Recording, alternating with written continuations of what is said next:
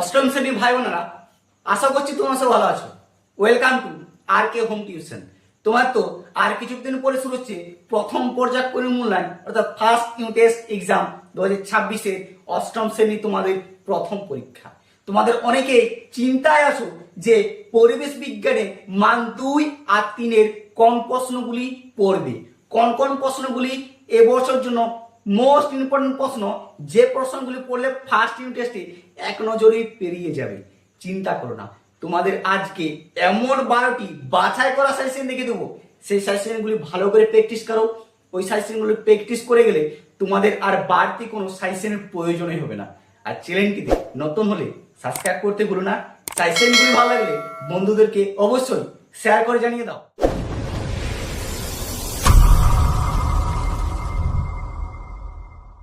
অষ্টম শ্রেণীর ভাই বোনেরা, দেখো তোমাদের আজ যে পরিবেশ বিজ্ঞানের যে 12টি সাজেশন দেখিয়ে দিচ্ছি, এই 12টি সাজেশন তোমরা করে যাও। তোমাদের আজ থেকে মান 2 আর 3-এর চিন্তা শেষ। এইগুলি ভালো করে প্র্যাকটিস করো। এইগুলির মধ্যে তোমরা ফার্স্ট ইউনিট টেস্টে প্রতিটা কমন পাবে আর সুন্দরভাবে লিখে আসবে। এক একটি ভালো করে নোটিস করো। দেখো, প্লাবনতা কাকে বলে, সিজিএস পদ্ধতি বলের একক কি? ঠিক আছে, এই দুটি প্রশ্ন এক এক করে 2 দিতে পারে বা 2, 1, 3 দিতে পারে। 2 বা 3 এইভাবেই তোমাদের প্রশ্নগুলি দিবে। ঠিক আছে, 2 নম্বর প্রশ্ন দেখো, উদ্ভিদ কোষ ও প্রাণী কোষের মধ্যে পার্থক্য লেখো। হয় মান 2 এর দিবে, না হয় 3। 2 বা 3। ঠিক আছে, একদম মিস করো না।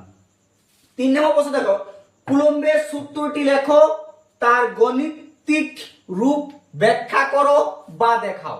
এই প্রশ্নটি তোমাদের 2ও দিতে পারে, মান 3ও দিতে পারে। ঠিক আছে, 2 নম্বর দিলে তোমাদের গাণিতিক রূপটি ব্যাখ্যা করতে দিবে না, শুধু কুলম্বের সূত্রটি লিখতে বলবে। আর যদি মান 3-এ দেয় তাহলে গাণিতিক রূপটি ব্যাখ্যা করতে বলবে। ঠিক আছে, প্রশ্নটি ভালো করে দেখে নাও। 4 নম্বর প্রশ্ন হচ্ছে, ভাজক কলা ও স্থলিক কলার মধ্যে পার্থক্য লেখো।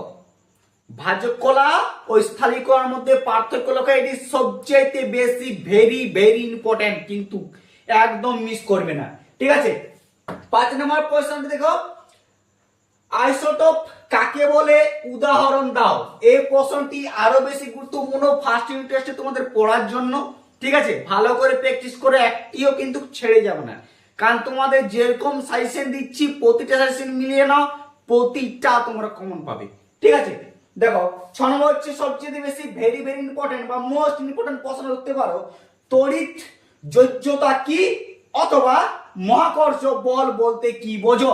এই দুটো প্রশ্নই কিন্তু আলাদা আলাদা উত্তর একসঙ্গে দিয়ে আছে, মানে ভেবো না যে একটি প্রশ্ন। ঠিক আছে, দুটোই মান এক এক করে 2। তড়িৎ যোজ্যতা কি অথবা মহাকর্ষ বল বলতে কি বুঝো। ঠিক আছে, এক এক করে 2 বা 2, 1, 3 এরকমও দিতে পারে। দেখো 7 নম্বর প্রশ্ন হচ্ছে, ঘর্ষণের দুটি সুবিধা লেখো।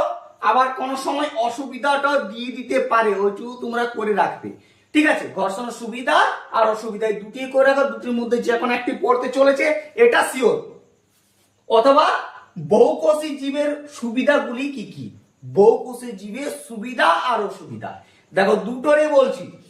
এই যে ঘর্ষণ বলের সুবিধা আর অসুবিধা, আর বহুকোষী জীবের সুবিধা আর অসুবিধা, এই দুটির প্রশ্ন দুটি করে ভালো করে প্র্যাকটিস করে রাখবে, একদম মিস করবে না।